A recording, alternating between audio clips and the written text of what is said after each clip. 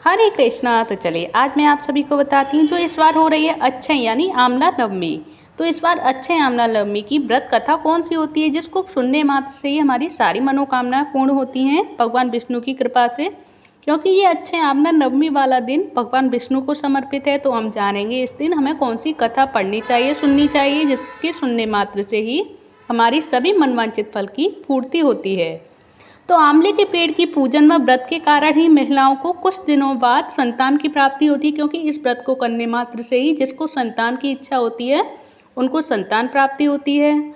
और तब से ही हिंदू धर्म में इस व्रत का प्रचलन बढ़ा था और परंपरा शुरू हुई थी। तो हिंदू धर्म में आंवला नवमी का जो विशेष महत्व है, और इस बार आंवला नवमी 10 नवंबर को है और कार्तिक मास के शुक्ल पक्ष की नवमी पर भगवान विष्णु की पूजा करना काफ़ी शुभ फलदायी माना जाता है। तो इसी तिथि को आंवला नवमी भी कहते हैं। और मान्यता यह है कि इस दिन पूजा पाठ करने से कई जन्मों तक के अच्छे फलों की प्राप्ति होती है। और ऐसा माना जाता है कि कार्तिक मास के शुक्ल पक्ष की नवमी को आंवला पैदा हुआ था, इसीलिए इसे आंवला नवमी की भी संज्ञा दी जाती है।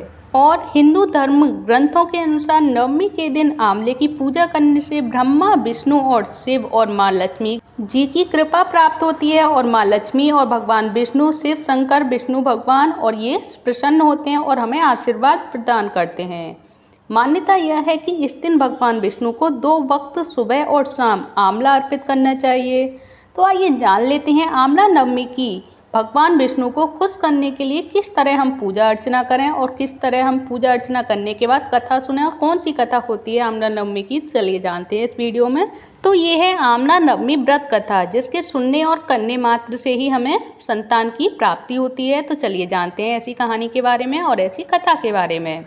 तो काशी नगर में एक निसंतान धर्मात्मा वैश्य रहता था। एक दिन वैश्य की पत्नी से एक पड़ोसन बोली, यदि तुम किसी दूसरी स्त्री के लड़के की बलि भैरव देव को चढ़ा दो तो तुम्हें पुत्र की प्राप्ति होगी। इस बात का पता जब वैश्य को चला तो उसने इसे अस्वीकार कर दिया, लेकिन उसकी पत्नी नहीं मानी।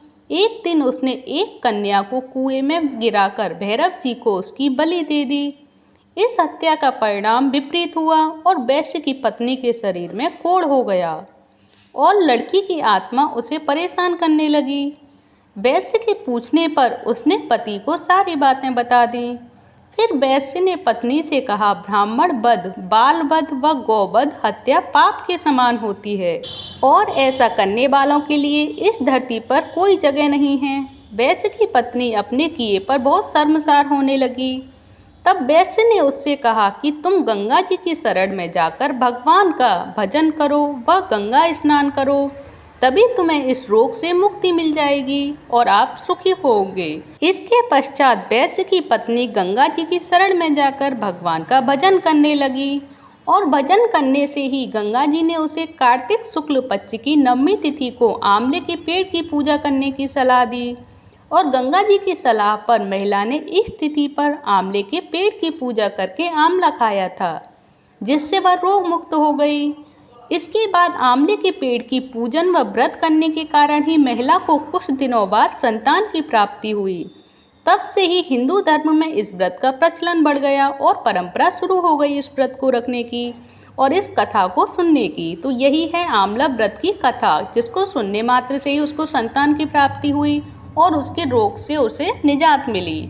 तो आप सभी को ये आंवले व्रत की कथा और आंवला नवमी की कथा आप सभी को कैसी लगी, इसकी महिमा कैसी लगी आप सभी को, प्लीज़ मुझे कमेंट बॉक्स में बताएं। अगर अच्छी लगी हो तो प्लीज़ वीडियो को लाइक करें, चैनल को सब्सक्राइब करें। धन्यवाद। हरे कृष्णा, हरि बोल।